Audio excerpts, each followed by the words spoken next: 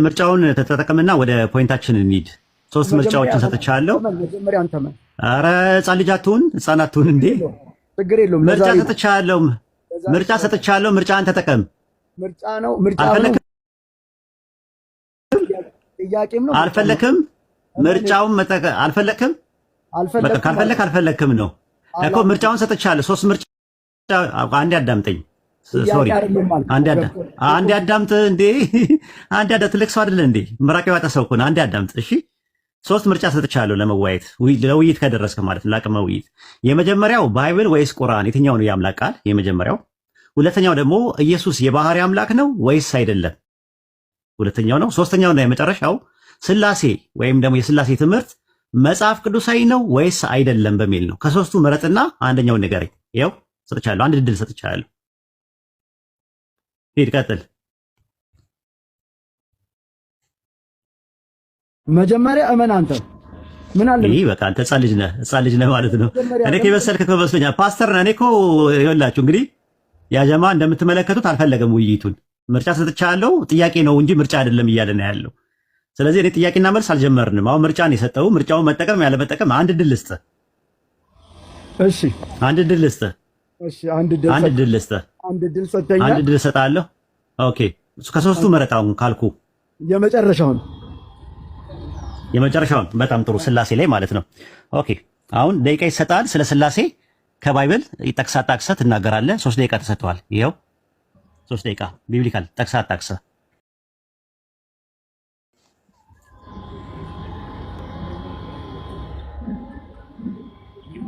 እሺ ደቂቃ ያዥለት። ዛራ አለሽ?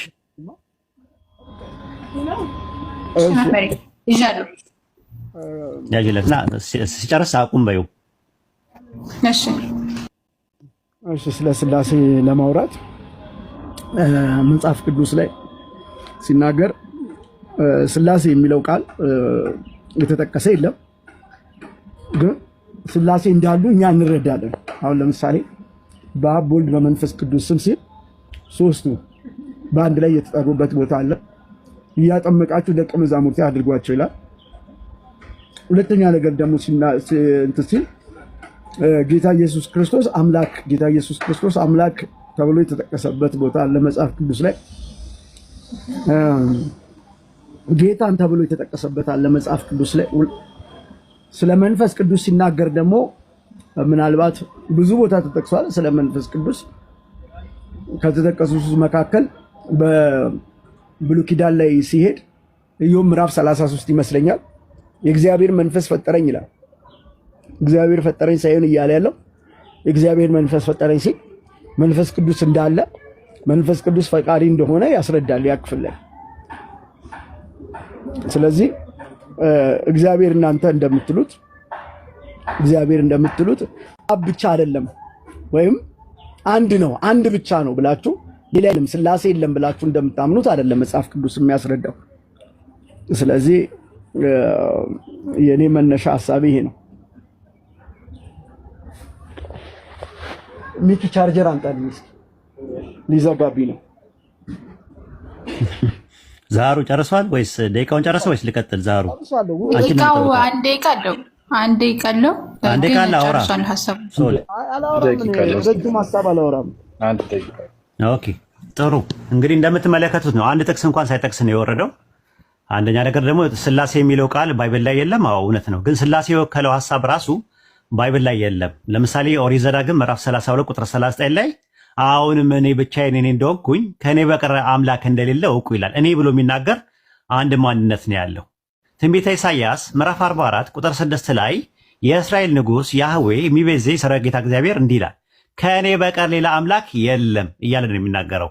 ትንቢተ ኢሳይያስ ምዕራፍ 45 ቁጥር 5 ላይ እኔ ያህዌ ነኝ፣ ከእኔም ሌላ ማንም የለም፣ ከእኔ በቀር ማንም የለም እያለ ይናገራል። ትንቢተ ኢሳይያስ ምዕራፍ 45 ቁጥር 6 ላይ እኔ ያህዌ ነኝ፣ ከእኔ ሌላ ማንም አምላክ የለም አለ። ትንቢተ ኢሳይያስ ምዕራፍ 45 ቁጥር 18 ላይ እኔ ያህዌ ነኝ፣ ከእኔ በቀር ሌላ አምላክ የለም ይላል። ትንቢተ ኢሳይያስ ምዕራፍ 45 ቁጥር 21 ላይ ከእኔ በቀር ሌላ አምላክ የለም፣ እኔ ጻድቅ አምላክና መድኃኒት ነኝ፣ ከእኔ በቀር ማንም የለም አለ።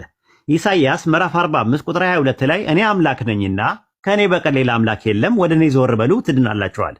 ትንቢተ ኢሳይያስ ምዕራፍ 46 ቁጥር 9 ላይ እኔ አምላክ ነኝና ሌላ የለምና የቀደመውን ነገር አስቡ፣ እኔ ያህዌ ነኝ፣ ከእንደኔ ያለ ማንም የለም አለ። ትንቢተ ሆሴዕ ምዕራፍ 13 ቁጥር 4 ላይ እኔ ከግብፅ ምድር ጀምሮ አምላክ ያህዌ ነኝ፣ ከእኔ በቀር ሌላ አምላክ አታውቅም፣ ከእኔ በቀር ሌላ መድኃኒት የለም አለ። ትንቢተ ኢዩኤል ምዕራፍ 2 ቁጥር 27 ላይ እኔም በእስራኤል መካከል እንዳለው እኔ አምላካችሁ ያህዌ እንደሆንኩኝ ከእኔ በቀር ሌላ አምላክ እንደሌለ ታውቃላችኋል። ስለዚህ በእነዚህ በ11 በ12 ጥቅሶች መካከል ባይብል ላይ ከእኔ በቀር ሌላ አምላክ የለም ብሎ የሚናገር አንድ ማንነት ነው። ራሱ የሚጠቀመው ሌላ የሚለው አሎሎስ ነው። አሎስ ማለት ምንድነው? አናዘር ኦፍ ዲፈረንት ካይንድ ሳይሆን አናዘር ኦፍ ዘ ሴም ካይንድ፣ እንደኔ አይነት ባህሪ ያለው የለም እያለ የሚናገር አንድ ሲንጉላር ፐርሰን ነው። እኔ የሚለው ቃል አኒ የሚለው የዕብራይስጥ ቃል አንድ ሲንጉላር ፐርሰንን የሚያሳይ ነው። ኦሪት ዘዳግም ምዕራፍ 6 ቁጥር 4 ላይ ሽማ እስራኤሉ ያህዌ ኤሎሃይኑ ያህዌ ኻድ አለ። እስራኤሉ ስማ አምላካችን ያህዌ አንድ ያህዌ ነውና አለ። መጽሐፈ ኢዮብ ምዕራፍ 31 ቁጥር 15 ላይ እኔ በማኅፀን የፈጠረ እርሱንስ የፈጠረ አንድ አይደለምን ይላል። ትንቢተ ሚልክያስ ምዕራፍ 2 ቁጥር 10 ላይ ለሁላችን አንድ አባት ያለ አይደለምን? አንድ አምላክስ የፈጠረን አይደለምን ይላል። ትንቢተ ዘካርያስ ምዕራፍ 14 ቁጥር 9 ላይ ያህዌ በምድር ላይ ይነግሣል፣ እሱም አንድ ስሙም አንድ ይሆናል አለ።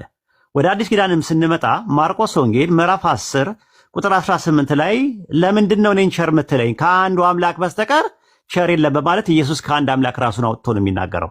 ዮሐንስ ወንጌል ምዕራፍ 17 ቁጥር 3 ላይ እውነተኛ አምላክ ብቻ ነው የሆንከው አንተንና የላከውን ኢየሱስን ያውቁ ዘንድ ይህች የዘላለም ሕይወት ናት እያለ ይናገራል።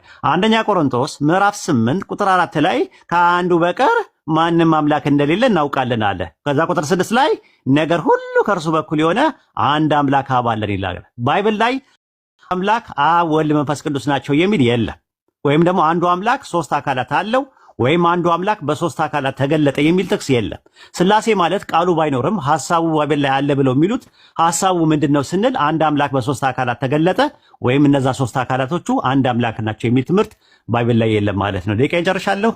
ዛሩ መሐመድ ደቂቃህን ጨርሰህን እየጻፍኩልክ ነበር። አሁን የጨረስከው? እሺ እሺ። ቀጥል ሰለሞን። ሰልፍክም። እሺ ሰለሞን ቀጥል። እሺ ቀጥላለሁ። እሺ ቀጥላለሁ። እግዚአብሔር አንድ አምላክ ብሎ ነው እያስረዳ ያለው። ዘፍጥረት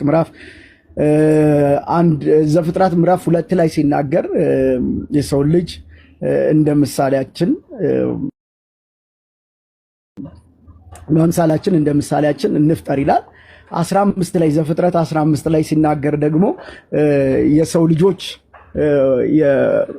ግንብን እየገነቡ ባለበት ሰዓት ኑ እንውረድ የሚል ቃል አለ። ኑ እንውረድ ሐሳባቸውንም እንደባልቅ ይላል። እግዚአብሔር እንደዚህ ያለ ኑ እንውረድ ሐሳባቸውን ወይም ቋንቋቸውን እንደባልቅ የሚል ቦታ አለ።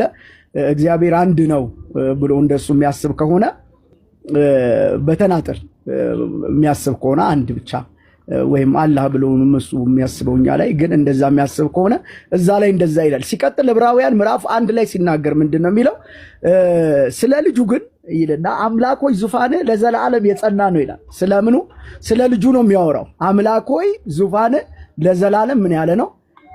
የጸና ነው ብሎ ይናገራል። ሁለተኛ ዮሐንስ ወንጌል ምዕራፍ 1 ላይ ሄዳችሁ ስትመለከቱ እንደዚህ የሚል ቃል አለ። አንድ ላይ በመጀመሪያ ቃል ነበር፣ ቃልም በእግዚአብሔር ዘንድ ነበር፣ ቃልም እግዚአብሔር ነበር ብሎ ቃል የኢየሱስ ክርስቶስ ስም እንደሆነ ይሄ የኢየሱስ ክርስቶስ ስም እንደሆነ ደግሞ ዮሐንስ ራእይ ምዕራፍ 19 ላይ ጥቅስ የምትፈልግ ከሆነ በደንብ እሰጣለሁ። ዮሐንስ ራእይ ምዕራፍ 19 ላይ እንደዚህ ይላል፣ ማንም የማያውቀው ከሱ ውጪ ማንም የማያውቀው ስም በላይ በሱ ላይ ተጽፏል ይላል። በግንባሩ ላይ ተጽፏል። ስሙም የእግዚአብሔር ቃል ብሎ ያን ዮሐንስ ወንጌል ምዕራፍ 1 ላይ ያለውን ያን ቃል መልሶ ራእይ ላይ መልሶ ያመጣዋል። ስለማ ስለ ኢየሱስ ክርስቶስ ሲቀጥል ደግሞ ዮሐንስ ራእይ ምዕራፍ 1 ላይ ለዮሐንስ ራእይ ምዕራፍ 1 ላይ ሲናገር ምንድነው የሚለው? እጁንም በላይ ላይ ጫነብኝልና ዮሐንስ እጁን በላይ ላይ ጫነብኝልና አትፍራ፣ አይዞ መጀመሪያውና መጨረሻው አልፋና ኦሜጋ እኔ ነኝ ይላል። መጀመሪያውና መጨረሻው አልፋና ኦሜጋው እኔ ነኝ ብሎ ይናገራል። ሲቀጥል ደግሞ አይ ቲንክ ዮሐንስ ራእይ ምዕራፍ 20 ላይ ይመስለኛል። ዮሐንስ ራእይ ከእግዚአብሔርና ከበጉ ዙፋን ይላል። በሰማይ ላይ ከእግዚአብሔርና ከበጉ ዙፋን ይላል። ስለዚህ በዚህ አይነት መንገድ ኢየሱስ ክርስቶስ አምላክ መሆኑን የሚያስረግጥ ወይም የሚያስረዱ ጥቅሶች አሉ ማለት ነው። እሱ አሁን ያዌ አንድ ነው ብሎ ነው የሚያሳየው። እውነት ነው ሲናገር ምንድን ነው የሚለው? በብሉይ ኪዳን ጊዜ እስራኤል ሆይ አምላክ ስንት ነው? አንድ አምላክ ነው። ለምን? በብሉይ ኪዳን ጊዜ ጣዖት የበዛበት በጣዖት የሚመራ ህዝቡ ጥቂት ስለነበረ በምድር ላይ የነበረው ህዝብ ቁጥር ትንሽ ነው። በጣዖት የሚመራ ስለነበረ እግዚአብሔር በምንም ደግሞ ስለማይመሰል በምንም ልትመስሉኝ አትችሉም፣ በምንም ቅርጽ ልታወጡልኝ አትችሉም ደቂቃ ጨርሳ ፓስተር ብሎ ስለተናገረ። እሺ አመሰግናለሁ። ደቂቃ ጨርሳ። እሺ ቀጥታ መረስ ደቂቃ አለ።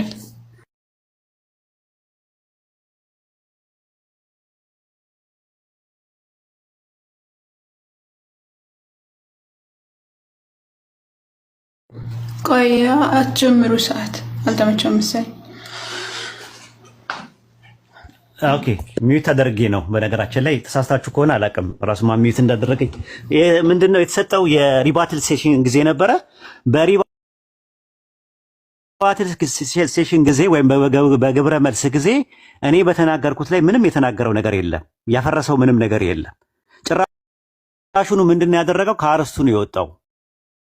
ስላሴ ነው። ስላሴ ቢብሊካል ነው ወይስ አይደለም ነው አርስቱ እንጂ ኢየሱስ ክርስቶስ አምላክ ነው ወይስ አይደለም አይደለም። ኢየሱስ ክርስቶስ አምላክ ነው ወይ አይደለም በሚል ዶሮ አንተም ዮሐንስ ወንጌል 1:1 ብትጠቅስ፣ ራእይ 1:8 ብትጠቅስ፣ ራእይ 21:7 ራእይ 22 ምናምን ብትል ትችል ነበረ። ጥያቄው ስላሴ የሚል ባይብል ላይ ያለ ወይ? ስላሴ ምንድነው ካልን ሶስት አካላት አንድ አምላክ ናቸው ወይም ደግሞ አንዱ አምላክ በሶስት አካላት ተገለጠ የሚል ትምህርት ነው። እንደዚህ አይነት ትምህርት ጥቅስ እስካሁን አላመጣም። ኦሪት ዘፍጥረት ምዕራፍ 1 ቁጥር 26 ላይ ያለውን ለመናገር ፈልገ ጥቅስ እንኳን የቱ ጋር እንዳለ እንኳን በትክክል አታውቀውም።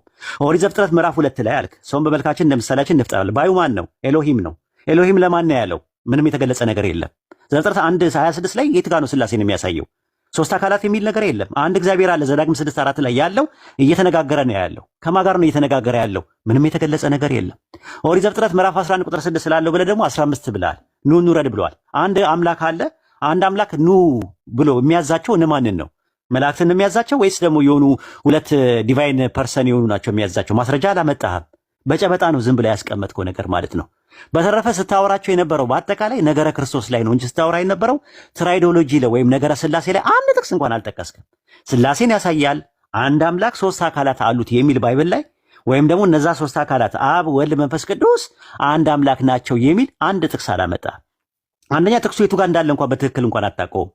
ዘፍጥረት 1:26 ብሎ መጥቀስ አቅተው ዘፍጥረት ምዕራፍ 2 ላይ ትላለህ። ዘፍጥረት 11:6 ላይ እና 7 ላይ ላለው ብለህ ዘፍጥረት 15 ላይ ትላለህ። ዘፍጥረት 15 ላይ የሚያወራው ሌላ ነው። ስለና አብርሃም ታሪክ ነው። ስለ ኑ እንውረድ ስለሚለው አይደለም የሚናገረውና ባይብል ላይ ጥቅሶቹን እንኳን የቱ ጋር እንዳለ በአግባብና በስርዓት እንኳን አታውቃቸውም። እኔ ባነሳዋቸው ላይ ሪፊቴሽን አንድ ጥቅስ ነገር አላመጣህም። ያመጣው ነገር እንደገና ፕሬዘንቴሽን የጠቀሰው ፕሬዘንቴሽኑ ላይም ደግሞ የተጠቀምከው ደግሞ ስለ ስላሴ አይደለም ነገረ ክርስቶስ ላይ ነው ያንተያቀው። ክርስቶስ አምላክ ነው አይደለም የሚለው ምርጫ ሰጥቼ ነበር፣ አልተጠቀምክበትም። ስላሴን ነው የምፈልገው ብለን የገባው። ስለዚህ አሁንም ቢሆን ተመለስና ወደ የስላሴ ትምህርት ቢብሊካል ነው ብለህ ካልክ አንድ ሁለት ጥቅሶችን ትንበልና አንድ ሪባትልቴሽን እንሄድና ጥያቄና መልስ እናደርጋለን ኢንሻአላህ። ደቂቃ ነበረ።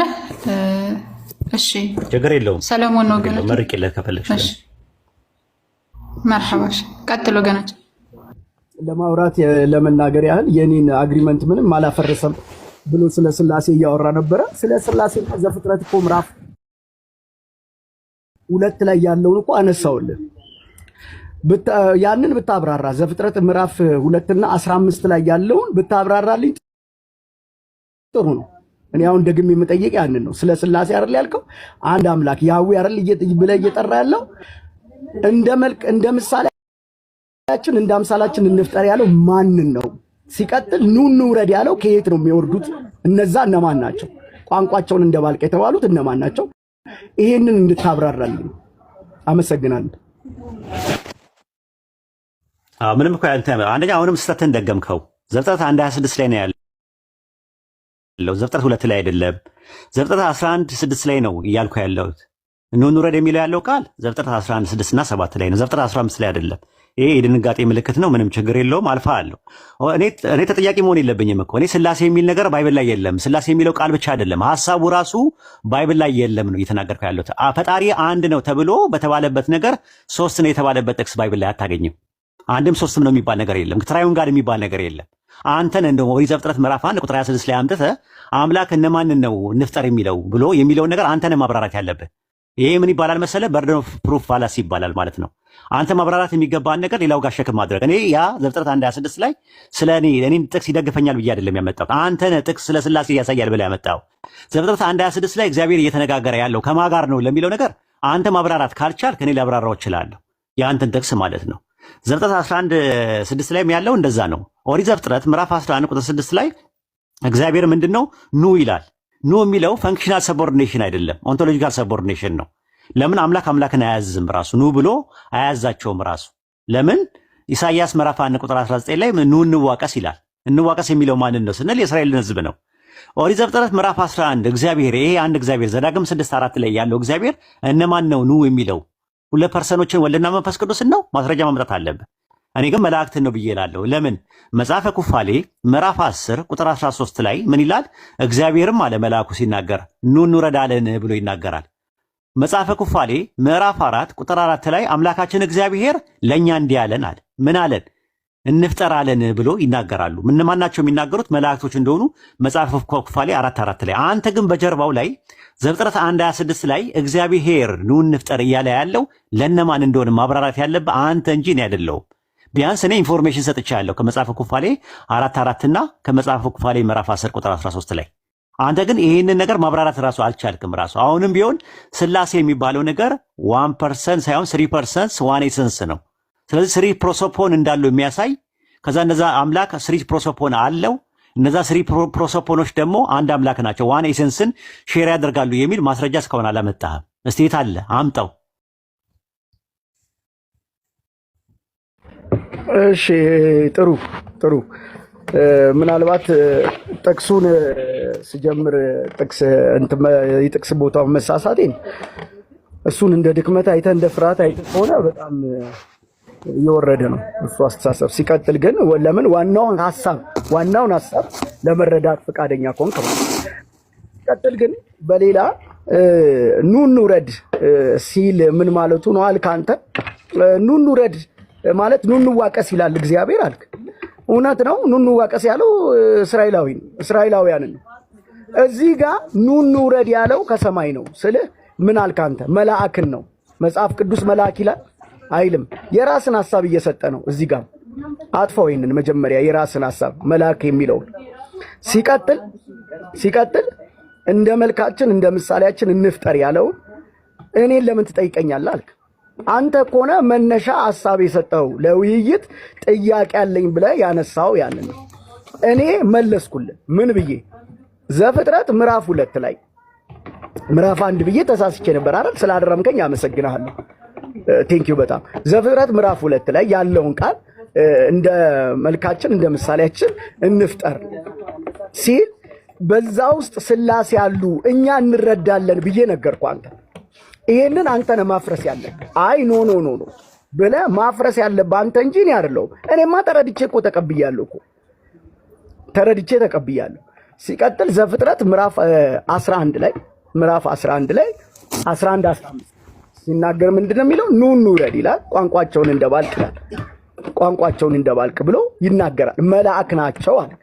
እዛ ውስጥም እኛ ስላሴ ያሉ ብለን እናምናለን። ፐርሰን አንተ በፐርሰን ደረጃ አይ አይደለም እንደዚህ ነው ብለህ ልትናገር ትችላለህ ወይ? ስለ ስላሴ ልትናገር ትችላለህ ወይ? ይህንን በዚህ መልኩ ነው የማስረዳ። ሲቀጥል ኢሳይያስ ላይ የተጻፈ አለ። ኢሳይያስ ምዕራፍ ደቂቃ እያያችሁ ይስሐቅ ካለ ይስሐቅ ደቂቃውን ያዝ።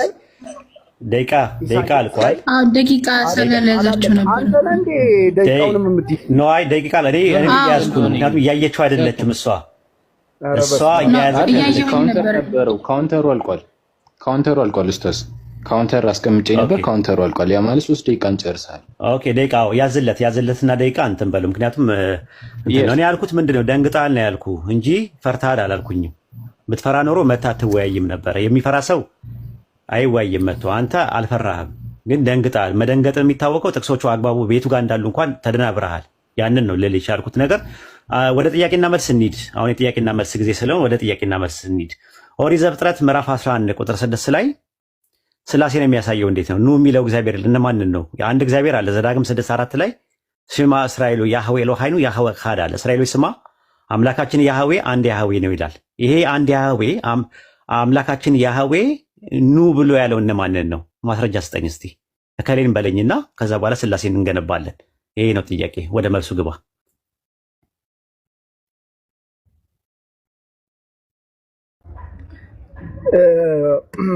ጥሩ ይቅርታ፣ ጥያቄውን ድገምልኝ እስኪ ከእንደገና።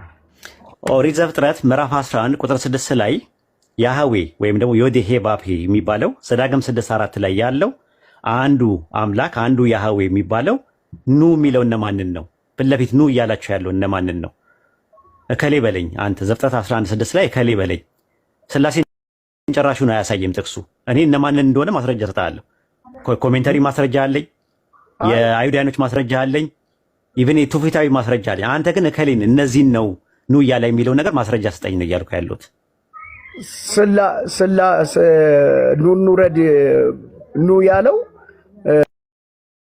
መንፈስ ቅዱስን አብ ነው። መንፈስ ቅዱስን እና ወልድን ነው። ኦኬ ማስረጃ ስጠኝ እስቲ። ባዩ አብ እንደሆነና ወልድና መንፈስ ቅዱስ ኑ እንዳላቸው የሚያሳይ የአዲስ ኪዳንና የብሉይ ኪዳን ማስረጃ ስጠኝ። ከነቢያትና ከሐዋርያት መካከል ዘፍጥረት 11:6ን ጠቅሶና ታክሶ አብ ነው ለወልድና ለመንፈስ ቅዱስ እየተናገረ ያለውን የሚለውን ወይ ካውድ ኮንቴክስቹዋል አፕሮችም ቴክስቹዋል አፕሮችም ሊንጉስቲካልም ግራማቲካል አፕሮች ስጠኝ። ጥሩ ለመስጠት ያህል ዮሐንስ ወንጌል ምዕራፍ 8 ላይ ሲናገር እንደዚህ የሚል ቃል አለ። አንተ ገና 50 ዓመት ያልሞላ አብርሃምን አይቼዋለሁ ብለው ሲጠይቁት እኔ አብርሃም ሳይወለድ ነበርኩ ይላቸዋል። ኢየሱስ ክርስቶስ ነበርኩ ይላቸዋል። በሌላ በኩል ደግሞ እዛው ዮሐንስ ወንጌል ምዕራፍ 1 ላይ በመጀመሪያ ቃል ነበር ይልና ቃልም በእግዚአብሔር ዘንድ ነበር፣ ቃልም እግዚአብሔር ነበር ይለዋል። ያ ቃል የተባለው ዮሐንስ ራእይ ላይ ኢየሱስ ክርስቶስ እንደሆነ ይናገራል። የወልድ ስም ቃል እንዳለው ዮሐንስ ቃል ብሎ እንደጠራው እና ከእርሱ ጋር እንደነበር ጥያቄው ግን ገብተዋል። ግን ምንድን ነው የጠየቁት? ሲድገምልኛ እኮ ግልጽ ነው። ምንድን ነው ሲድገም? አንዴ ድገም። እሺ ኑ እንውረድ ያለው እኔ ኢየሱስ ክርስቶስ ከድንግል ማርያም ከመወለዱ በፊት ፕሬኤግዚስታንስ ነው ወይም አይደለም፣ አምላክ ነው አይደለም አላልኩም። እዛ ላይ ዘፍጥረት 11:6 ላይ እግዚአብሔር ኑ የሚለው እነማንን ነው? ከሌን የሚለውን ነገር ከየት አመጣው እኮ? አሁን የጠቀስካቸው ጥቅስ ላይ እግዚአብሔር ኑ ያለው ወልድና መንፈስ ቅዱስ ነው የሚል ነገር አለው። ዮሐንስ 8:58 ላይ ዮሐንስ 1:1 ላይ እንደዛ የሚል ነገር አለው። እየነገርኩ እኮ አለ ወይ ነው የምልህ። እየነገርኩ ነው እኮ። ከገባ አሁን አንተ የምትረዳ ማለት ከገባ ገባ፣ ካልገባ ምንም ልረዳ አልችልም። ግን እያስረግጬ እየነገርኩ ነው። ዮሐንስ ወንጌል ምዕራፍ 8ን እኔ አለው አብርሃም ሳይወለድ በፊት እኔ ነበርኩ ይላል። ዮሐንስ ራእይ ላይ ደግሞ ስታይ ኢየሱስ ክርስቶስ እኔ መጀመሪያውና መጨረሻ አልፋና ኦሜጋ ነኝ አለ ኢየሱስ። ስለዚህ ኢየሱስ ነበር ከማን ጋር? ከአብ ጋር ነበር እያልኩ ነው። ወልድ ከአብ ጋር እንደነበረ የሚያሳይ እሱ ጅማሬ የለውም ፍጻሜ የለውም። እሱ እንደነበረ እየነገርኩ ነው ስለ ወልድ። በመጀመሪያ አያስኬድም። ጥያቄው ነው። ካላስኬድ ልድገምልህ። አይ ኖ አለመሄድ ሳይሆን እስከ መጨረሻው እንሄድበታለን። አይዞህ ተረጋግተህ እንትን በለኝ። ጥያቄውን አሁን ኩሉን ፓስተር ነህ ሆነ እናውራ። አሁን ዘፍጥረት 11:6 እና 7 ላይ እግዚአብሔር ኑ እንውረድ ሲል ኑ ብሎ የሚላቸው ወልድና መንፈስ ቅዱስን ስለመሆኑ ማስረጃ ስጠኝ ነው ያልኩ። ማስረጃ አልሰጠኝም እስካሁን። ኢየሱስ ክርስቶስ ፕሬኤግዚስታንስ አለ ወይም የለውም፣ ኢየሱስ ዓለም ሳይፈጠር በፊት ነበረ አልነበረም ብዬ ጥያቄ ባቀርብልን ኖሮ የጥያቄው መልስ በአግባብና በቦታው ነው። አርጊመንት እናደርጋለን፣ ሪፊት ላደርግ እችላለሁ። ጥያቄው ኢየሱስ ከድንግል ማርያም ከመወለዱ በፊት ወይም ዓለም ሳይፈጠርና ዘመን ሳይቆጠር ነበረ አልነበረም ሳይሆን ኦሪት ዘፍጥረት 11:6 እና 7 ላይ እግዚአብሔር የዮዴሄ ቫቭ ሄሌ ዘዳግም 6:4 ላይ ያለው አንዱ እግዚአብሔር ኑ እያለ የሚለው እነማንን ነው ጥያቄው? ወደ መልስ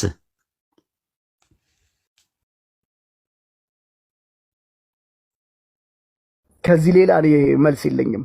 አሁን ከነገርኩ ውጪ መልስ የለኝም። ኢየሱስ ክርስቶስ በዘላለም ከእርሱ ጋር እንደነበረ ወልድ ከእርሱ ጋር እንደነበረ እየነገርኩ ነው እኮ እነማን? አይ እኔ ጠየቅኩ ስለ ኢየሱስ ፕሬኤግዚስተንስ አልጠየቅኩም እንዴ። ኤግዚስተንስ አይደለም የመለስኩልህ፣ ነበረ የነበረውን ነው። እነማን ነው? እሺ ቀለል አድርግልህ። ዘፍጥረት ወልድ ነው። ባዩ ማን ነው? ኑ ኑረድ የሚለው ባዩ ማን ነው?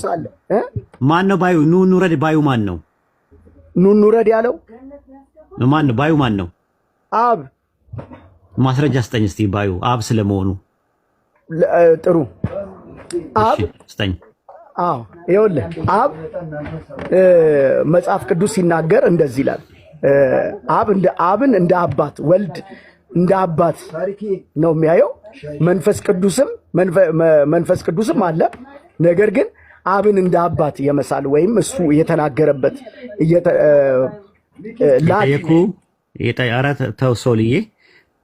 ጥያቄ ኦሪት ዘፍጥረት 11:6 ላይ ኑ ብሎ የሚናገረው እግዚአብሔር የተባለው ወይም ደግሞ ዮዴሄ ቫቭ የተባለው ማን ነው የጠየቁ? አብ ነው ብዬ ነው እንግዲህ እኔ የማስበው። ማስረጃ ስጠኝ እስቲ። በኬት አምጣ ማለት ሶል ነገር ይልበል እንዴ? ሌላ ቦታ ሄጄ አዎ ብትል ጥሩ። ዘፍጥረት 11 ኬት አምጥቼ በጨበጣ እንዴ? ሶል ተው እንጂ በጨበጣ ይሆናል። ከኪሴ አውጥቼ ላውራ? ኧረ ተው ሶል ደስ አይልም ራሱ ማለት ዘፍጥረት 11:6 ላይ እግዚአብሔርም አለ ነው የሚለው። እግዚአብሔር ስንት ነው? እግዚአብሔር ስንት ነው? እዛ ጋር ባዩ አንድ እግዚአብሔር ነው ወይስ አንድ አካል ነው የሚለው? እግዚአብሔር አንድ ነው። ስላሴ እኮ አንዱ እግዚአብሔር ነው። አንዱ እግዚአብሔር እነማንን ነው ኑ የሚለው? እነማንን ነው ኑ የሚለው? አንዱ እግዚአብሔር እነማንን ነው ኑ? አንዱ እግዚአብሔር እነማንን ነው ኑ እያለ የሚጠራው? አንዱ እግዚአብሔር አይደለም። አሁን እኮ ያለ ነው አዲስ ኪዳን። እግዚአብሔር ስንት ነው?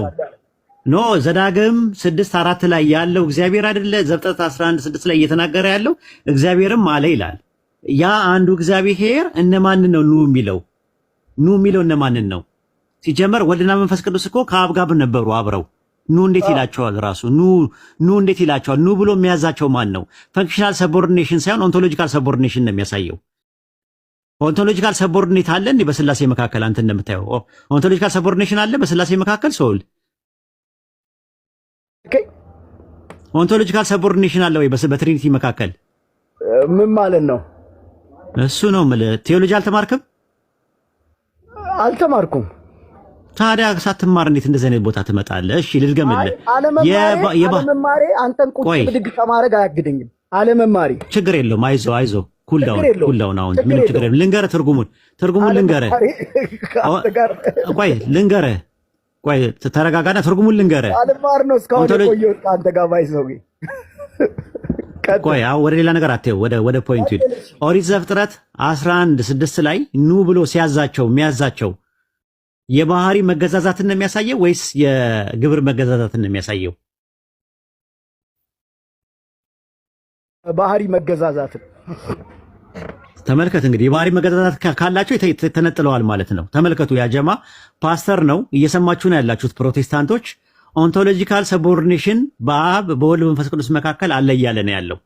አብ በባህሪ ከወልድ ጋር ይለያያል ማለት ነው እያለ ነው ያለው። ስለዚህ አሁን ጥያቄው የሚነሳው ምንድነው? ኦሪት ዘፍጥረት ምዕራፍ 11 ቁጥር 6 ላይ ያለው ጥቅስ ለስላሴ ትምህርት ማስረጃም መረጃም መሟገቻም አይሆንም ማለት ነው። አይ ቲንክ ይሳቅ ማጠቃለያ ብንሰራበት ይሻላል። አይደለም እንደማን ሐሳብ ነው የማይሆነው? ነው የለማ ስላሴን ማምጣት አልቻልኩም። የለም አውጣና ሳየኝ። ዘፍጥረት 11:6 ላይ አውጣና ሳየኝ ስላሴን። አንተ ራስህ ተራራው ነውባል። ማን ነው ስል መልአክ ነው አለ። ቢጨንቅ ኡስታዝ ይበቃል። ላሳይ ማስረጃ ልስጥህ። ቆይ እውቀቱ የለም ግን እኔ ያልኩበት ማስረጃ ልስጥህ መላእክት እንደሆኑ እዛው ላይ ማስረጃ ስጠኝ። እዛው ላይ መልአክ ነው። አይ እሱ ኮንቴክስት የባይብል ማስረጃ ልስጥህ። ለምሳሌ መላእክት ናቸው ያልኩበት እኔ ማስረጃ ልስጥህ እኮ አዳምጠኝ። እዛው ላይ ስጠኝ። እዛው ላይ ጥቅስ ልስጥ እኮ ከአዲስ ኪዳንም ከብሉይ ኪዳንም ነው አይደል የጠየቅኩ? ወይም ኮሜንታሪው ላምጣ ብዬ ነበረ። አትስጠኝ፣ ሌላ ቦታ አትሂድ። እዛው ላይ መልአክ መሆናቸው ይኸው ልስጥ። ጁብሊ ምዕራፍ 10 ቁጥር 22 ላይ ምን ይላል መሰለ? ምን ላይ? ቆይ ኧረ ተረጋጋ። ምን ላይ? ተረጋጋ። መጽሐፈ ኩፋሌ አልቀበልም። እኔ መጽሐፈ ኩፋሌ አልቀበልም። አትቀበል። ግን ያዳምጥ፣ ሰው ያዳምጣ። አንዴ ተረጋግተህ፣ እሺ ተረጋጋ። አንዴ ተረጋጋ። እሺ እኛ እንናገርና እኮ አይወክል ግን ኧረ ፓስተር ተረጋጋ። ምን ነው ስሜት አይሆንክብኝ? ኩፋሌ ማስረጃ አይሆንም ለኔ። ኧረ ትንሽ ኩፋሌ አይሆን ግን ሰው ያዳምጥ። እሺ አሁን ለምሳሌ ይሄንን ነገር ልንገር ማስረጃ በቃ አታዳምጥም ማለት ነው። በቃ በቃ እሺ በቃ ይቅርብ። ማጠቃለያ ሰራበት። እሺ አይ ቲንክ ገና ነን ለእውቀት ለአቅመ ውይይትም ገናም አልደረስክም። አንደኛ ሪባትል ሴሽኖችንም አታውቃቸውም። ፕሬዘንቴሽን አቀራረብ ራሱ የሞተ ነው። እንዲህ ዘለ ስትወጣ እንዲህ ትተነፍሳለህ ራሱ። ለማንኛውም አንድ ይሳቃለህ ደቂቃ ስጡትና ማጠቃለያ ይሰራበት። ሁለት ደቂቃ ስጡትና ማጠቃለያ ይሰራበት። ይሳቃለህ ወይ ኔት? ሁለት ደቂቃ ስጠውና ስላሴን አጠቃላው ፐርሰናሊቶ ተጀምሯል። ሶስትን ያደረጋችሁት ሁለት አድርጉት እና ቀጥሉ። ወደ ደቂቃ ስጠውና አስቆሙ ሲደርስ ነው የሚታጠ። እሺ ጥሩ። ስላሴን ማጠቃለያ ስለ ስላሴ ለመስጠት ያህል እኔ በገባኝ መጠን ነው ላስረዳ የምችለው። ኢየሱስ ክርስቶስ ዕብራውያን ምዕራፍ 1 ላይ ሲናገር አምላክ ሆይ ዙፋንህ እግዚአብሔር ስለ ልጁ ብሎ ነው የሚጀምረው። አምላክ ሆይ ዙፋንህ ለዘላለም የጸና ነው ይላል። ኢዮብ 33 ላይ ስትሄዱ ደግሞ ምን ይላል? የእግዚአብሔር መንፈስ ፈጠረኝ ይላል። ጌታ ኢየሱስ ክርስቶስ ደግሞ ሲናገር ወደ አባቴና ወደ አባታችሁ ወደ አምላኬና ወደ አምላካችሁ ይላል። ማን ነው? አብ ነው። አብ አምላክ እንደሆነ እዛ ላይ ይናገራል። ስላሴ በእንደዚህ ጠቅለል ባለ ጀነራል በሆነ መንገድ እኔ አስቀምጨዋለሁ። አይስማማኝም፣ አይዋጥልኝም፣ እዚህ ጋር ይወጋኛል፣ ይጎረብጠኛል የሚል ሰው ካለ ማለት ይችላል። እኔ ግን የማስረዳት አቅሜን ተጠቅሜ ያለኝን የገባኝን ተናግሬያለሁ። ከዚህ በላይ አረ ደቂቃ አለ ይለካ እና በዚሁ ደቂቃ በቀረችን ደቂቃ ወደ እውነተኛ ወደ ኢየሱስ ክርስቶስ እንድትመጡ ጋብዛችኋለሁ። ጌታ ኢየሱስ ክርስቶስ ይወዳችኋል። የዘላለም ሕይወት እርሱ ብቻ ነው። ሌላ ሕይወት የለም። ሌላ መዳኛ መንገድ የለም። አትልፉ። መንግሥተ ሰማያት መግቢያው ኢየሱስ ክርስቶስ ብቻ ነው። መዳን በሌላ በማንም የለም። የሚዳነው በአንዱ በልጁ በኢየሱስ ክርስቶስ ብቻ ነው። ሌላ በር አትፈልጉ። ሌላ መሲህ አትፈልጉ። ኢየሱስ ክርስቶስ መጥቶ ስለ ሰው ልጆች ኃጢአት ራሱን በመስቀል ላይ ሰቅሏል። ሞትን ድል ነስቷል። በአብ ቀኝ ተቀምጧል። እርሱ ዳግም በክብር ተመልሶ ይመጣል። ሞት አለ፣ ፍርድ አለ። ያመነ በክርስቶስ ያመነ የዘላለምን ሕይወት ያገኛል። ያላመነ ግን ይፈረድበታል። ጌታ ኢየሱስ ክርስቶስ ይወዳችኋል። እኔም እወዳችኋለሁ። ደቂቃ ጨርሰን ፓስተር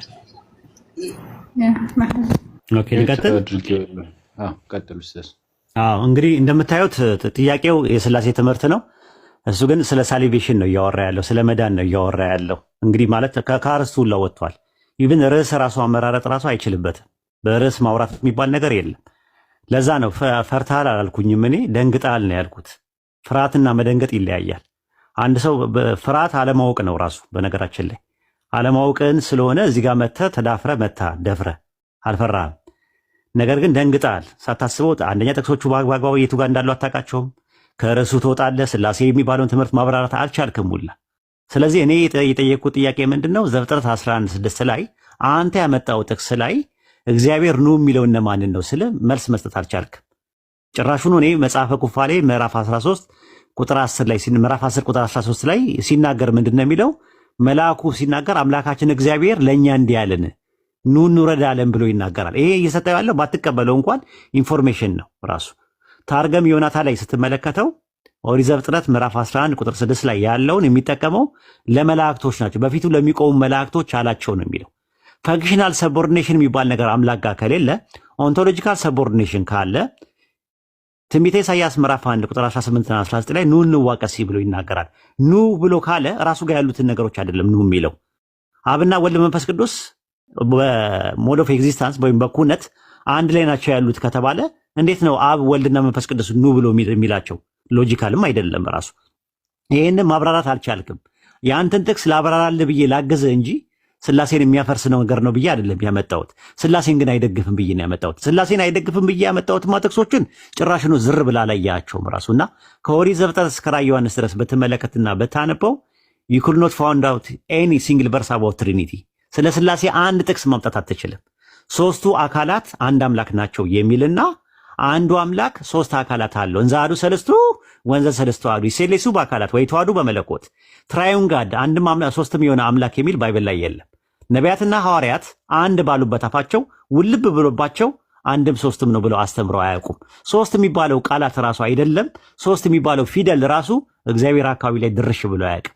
እና ለማንኛውም አጥና፣ ተማር፣ ለወደፊቱ ትምህርት ይሁን። እንደዚህ ታች ላይ ፍንፍን ማለት አያዋጣም ራሱ። እኔ ዝም ብዬ ለእውቀት አለ ብዬ አይደለም መጀመሪያ የመጣሁት። ፈርታችሁኛል እንደዚህ ምናምን ነገር እያልክ በጣም ራስህን ስትቆልል አይቼ ነው። እና በእንደዚህ በአንዴ መተንፈስ ትችላላችሁ ማለት ነው። ምንም እንደማታውቁ ማድረግ ይቻላል። ነገር ግን የሚጠቅመው ምንም ነገር የለም። ባይሆን ወደ ኢስላም ብንጠራችሁ ይጠቅማል፣ ትትና ይሻላል፣ መማማር ይሻላል በሚል መንፈስ ነበረ እስከዛሬ ድረስ የምናደርገው ማለት ነው። ዛሬ ግን እስቲ ለአንዳንድ ጊዜ ልካቸውን ይወቁ እንደዚህ አይነት ሰዎች ብለን ስላሰብን ነው ወደ ውይይት ያመጣናችሁ እንጂ አይ ቲንክ ላቀመ ውይይት ደርሳለን ብዬ አይደለም። ያው እንደው እስቲ ፕሮቴስታንቶች ትንሽ ይማሩበት ትምህርት ያገኙበት ከሚለው አንጻር ነው። ጨርሻለሁ። ሰላም አለይኩም ወራህመቱላሂ ወበረካቱ።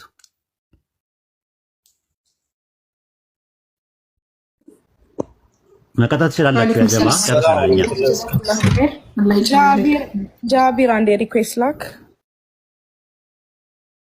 ኡስታዝ ሰላም አለይኩም ወራህመቱላህ። ሰላም ለባለብዬ ነው ለዋራ አይደለም። አቶ ኡስታዝ ባህሪ እንዴት ነህ? ሰላም ነው? ሰላም ናችሁ? ሰላም ነን አለን አልሐምዱሊላህ።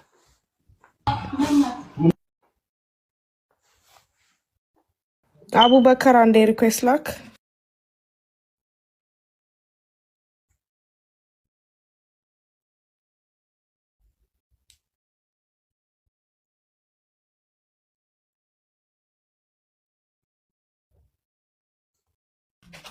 አርጊመንቱ እኮ በቃ እኔ እኮ ዝም ነው ያልኩት። ወሂድ ጉድ እኮ ነው። በጣም ያሳዝናል፣ ያሳፍራል። እውርን ሲመራ ይባላል።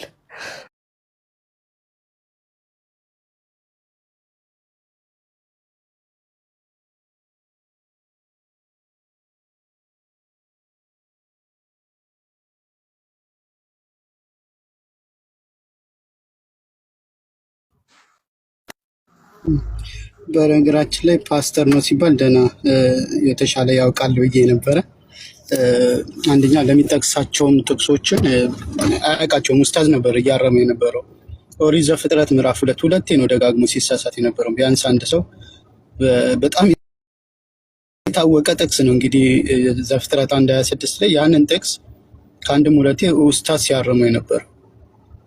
እንደገና እንትኖችን ለሚጠየቃቸው ጥያቄዎች እኔ እንትንም ቢመርጥ ምናልባት ምርጫ ሲሰጠው ኢየሱስ የባህሪ አምላክ ነው የሚለው ነገር የባህሪ የሚለው ስላልገባው ይመስለኛል ወደ ስላሴ ሄደው እንጂ እሱ ላይ ቢያወራ የኢየሱስ አምላክነት ቢያወራ ይሻለው ነበር። ግን ስረዳው መጨረሻ ላይ ምንድነው የባህሪ አምላክ የሚለው ላይ ወይ ሲለው የባህሪ አምላክ ምን እንደሆነ ስላልተረዳው ይመስለኛል ያንን ርዕስ ዘሎት ሶስተኛውን ስላሴ ምናልባት ቃሉንም ስለሚያውቀው እሱን የመረጠውና አንደኛ የሚጠቅሳቸውንም ጥቅሶች ቦታቸውን አያውቃቸውም።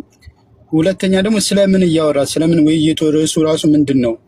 ነገረ ክርስቶስ ነው ወይስ ነገረ ስላሴ ነው እየተወራ የነበረው የሚለውንም ነገር አያውቁም። እንደገና ሪባትን ላይ ደግሞ ምንድን ነው የሚወራው? ሪባትን ላይ ለተነሱት ሀሳቦች ስላነሳቸው ሀሳቦች ምላሽ ነበር መስጠት የነበረበት፣ ግን እሱ ገና እንደ አዲስ ጥቅስ መጥቀስ ነው የጀመረው እና ቢያንስ የውይይት መንፈሱ ምንድነው ውይይት ራሱ የሚለውን ነገር አንብቦ ቢመጣ የተሻለ ነበረ። ሌሎቻችሁም አብሶ ፓስተር ነን እንትና አስተማሪዎች ነን አለው የምትሉ ሰዎች ቢያንስ የሆነች እውቀት ይዛችሁ መታችሁ ተከታዮቻችሁ ራሱ እኛ እኮ እንዲህ አይነት መምህር አለን ብላችሁ የምትሉበትን መንፈስ ብታገኙ የሚል ሀሳብ አለኝ እና በጣም ብዙ የሚቀርህ ልጅ ነህ። ብታነብ ቴዎሎጂ ላይ ትንሽ ጥናት ብታረግ አስቡት። ሰብኦርዲኔሽን ምንድን ነው? እሱን ሁላ አያውቀውም እና ያንን ራሱ ተምረህ መጥተህ ቢያንስ ለሌሎችም እኛንም ብታስተምረን መልካም ነው። በተረፈ አሪፍ ቆይታ ነበረ። እኛ ብዙ ተምረንበታል። የሚጠቀሱ ጥቅሶችን ያዟቸው፣ ኡስታዝ ሲጠቅሳቸው የነበሩ ጥቅሶችን ያዟቸው። ኢንሻላህ ቪዲዮ ተቀርጿል ብዬ አስባለሁ። እሱን ደግሞ ሄዳችሁ ተከታተሉ። የሚጠቀሱ ጥቅሶችን ያዟቸው። ለሌላ ጊዜ እኛም ስንማማር እንትን ስንልበት ይጠቅመናል። ስለዚህ ይህንን አድርጉ። ኢንሻላህ ቀጥሉ፣ ሌሎቻችሁ ማሰርበት። ሰላም አለይኩም ወራህመቱላህ። ሰላም ወራህመቱላህ ወበረካቱሁ። እንዴት ናችሁ? ሰላም ነው። ምን ያገናኘዋል? ታቦትና አምላክ እዚህ ላይ ይገለጣል፣ ስገዱ ምናምን ይባላል እና ምንድን ነው የሚያገናኘው ታቦት ከፈጣሪ ጋር? ትንሽ ስለሱም። ታቦት ማለት ሳጥን ማለት ነው። ሲምፕሊ ሲተረጎም ሰገባ ማለት ነው። ታቦት ማለት ሰገባ ማለት ነው። ሌላ ምንም ትርጉም የለውም። ታቦቱ የሰው እጅ ስራ ነው። የሰው እጅ ስራ ነው እና የተፈጠረ ነገር ነው ራሱ። ይህንን ነው እኛ የምናውቀው ማለት ነው። ታቦት የእጅ ስራ ነው፣ ፍጡር ነው ራሱ። ከግራር እንጨት ስራ ምናምን ብሎ ነው እና ታቦት የጽላት ማስቀመጫ ነው ሲጀምር። ጽላት ማለት ደግሞ ምንድነው? ፊደል ማለት ነው፣ ሰሌዳ ማለት ነው። በሰሌዳ ላይ የሚጻፍበት ነገር ጽላት ይባላል። እሱ ማለት ነው ጽላት። ጽሌ ማለት ሰሌዳ ማለት ነው። ጽላት ማለት ደግሞ ሰሌዳዎች ማለት ነው። ኦሪት ዘጸአት ምዕራፍ 24 ቁጥር 12 ላይ ያህዌ ሙሴን ወደ እኔ ወደ ተራራ ውጣ፣ በዚያ አሁን ይህን ታስተምር ዘንድ የድንጋይ ጽላት እሰጥሃለሁ ይላል። ጽላቱ የምን ማስቀመጫ ነው? ታቦቱ ምን ማስቀመጫ ነው? የጽላት ማስቀመጫ። ታቦት ማለት ማህደር፣ ሰገባ፣ ሳጥን፣ ማደሪያ ማለት ነው። ይህንን ነገር ሳጥኑ በአጠቃላይ የጽላቱ ማስቀመጫ ነው። ኦሪት ዘጸአት ምዕራፍ 25 ቁጥር 10 ላይ ከግራር እንጨት ታቦቱን ይስሩ ይላል። ርዝመቱ 2 ክንድ ምናምን እያለ ይናገራል። ኦሪት ዘዳግም ምዕራፍ 10 ቁጥር 5 ላይ ደግሞ ጽላቶቹን በሰራው ታቦት ውስጥ አድርጋቸው ይላል። የጽላቱ ማስቀመጫ ነው። ጽላቱ ሁለት ነው ራሱ። ጽላት ማለት ሁለት ነው ራሱ። ጽሌ በነጠላ ነው። ጽላት በአንዱ ጽሌ 5 ትእዛዛት አለ። ከዛ በተቀጠረው ደግሞ 10 ትእዛዛት የተጻፈበት ነው። ያ የተጻፈበትን ነገር ማስቀመጫው ታቦት ይባላል። ይሄ ነው ታቦት ማለት ሲምፕሊ የሰው እጅ ስራ ነው። ከግራር እንጨት የተሰራ ነው ራሱ። ከግራር እንጨት የተሰራው በወርቅ የተለበጠ መለጎሚያ ያለው ነገር ታቦት ይባላል ማለት ነው። ለታቦት አይሰገድም፣ ወደ ታቦት አይጸለይም። ታቦት ምንም የሚደረገው ነገር የለም እንደ ባይበሉ ከሆነ ማለት ነው። ከዚያ ያ ታቦት አዲስ ኪዳን ላይ ቀርቷል፣ ራሱ የለም። ታቦት የሚባለው ነገር አዲስ ኪዳን ላይ የሰው አካል ነው ብሎ የሚያስቀምጠው። ያንን የቱ ጋር ታገኘዋለሽ? የግዕዙ ላይ ታቦት ሲለው የአማርኛው ላይ ቤተ መቅደስ እያለ ነው የሚያስቀምጠው። አንደኛ ቆሮንቶስ ምዕራፍ 3 ቁጥር 17 ላይ የእግዚአብሔር ታቦት እንደሆናችሁ ይላል። የእግዚአብሔር መንፈስ እንዲኖርባችሁ አታውቁምን ይላል። ግዕዙ ታቦት ነው የሚለው፣ አማርኛው የእግዚአብሔር ቤተ መቅደስ እያለ ነው የሚያስቀምጠው። ስለዚህ በአዲስ ኪዳን ታቦት ወይም የጽላቱ ማስቀመጫ የሰው አካል ነው። የሰው አካል ውስጥ ልብ አለ። ልብ ደግሞ ምንድን ነው? ጽላት ተብሏል። ሁለተኛ ቆሮንቶስ ምዕራፍ 3 ቁጥር 7 ላይ ይናገራል። ዳሩ ግን የእስራኤል ልጆች ስለዛ ስለተሻረው ይላል። ቁጥር 3 ይቅርታ፣ ሁለተኛ ቆሮንቶስ 3 ላይ ራሱ ስጋ በሆነ በልብ ጽላት ላይ የተጻፈ ይላል። በልብ ጽላት ላይ ነው የተጻፈው። ልብ እንደ ጽላት ነው የሚጠቀምበት ባይብል አዲስ ኪዳን ላይ ስትመጪ ማለት ነው። የተጻፈው ምንድን ነው ሲባል ህጉን ነው። ህጉ እንደተጻፈ ደግሞ ዕብራውያን ምዕራፍ 8 ቁጥር 10 ላይ አለ። ህጌን በልቦናቸው አኖረዋለሁ በልባቸው እጽፋለሁ አለ። ኤርምያስ 31 ላይ አዲስ ቃል ኪዳን የምገባበት ወራት ይመጣል ይላል። ህጌን በልቦናቸው እጽፈዋለሁ ይላል። ስለዚህ ብሉይ ኪዳን ምንድነው? በ10ቱ ትእዛዛት የተጻፈው በምን ላይ ነበረ? በድንጋይ ጽላት ላይ ነበር ሲጻፍ የነበረው። አዲስ ኪዳን ላይ ግን ሲሆን ግን የተጻፈው በምን ላይ ነው? በልብ ጽላት ላይ ነው። የልቡ ማስቀመጫ ደግሞ ምንድነው? አካል ነው። አካል ደግሞ ታቦት ተብሏል። ይሄ ነው ያለው ትምህርቱ እንጂ አዲስ ኪዳን ላይ ታቦት የሚባል ነገር የለም። አሁን ኦርቶዶክሶች 44 ታቦት ምናምን እያሉ ኦርቶዶክሶች የሚያከብሩት ትክክል አይደለም። ታቦት የነበረው ብሉይ ኪዳን ላይ አንድ ነው። ያም አንዱ ታቦት ደግሞ ጠፍቷል ራሱ ማለት ነው። በባቢሎን ምርኮ ጊዜ ነው የጠፋው። ያንን ማስረጃዎች ካስፈለገ ተረፈ ኤርሚያስ ምዕራፍ 8 ቁጥር 13 ላይ ታገኙታላችሁ።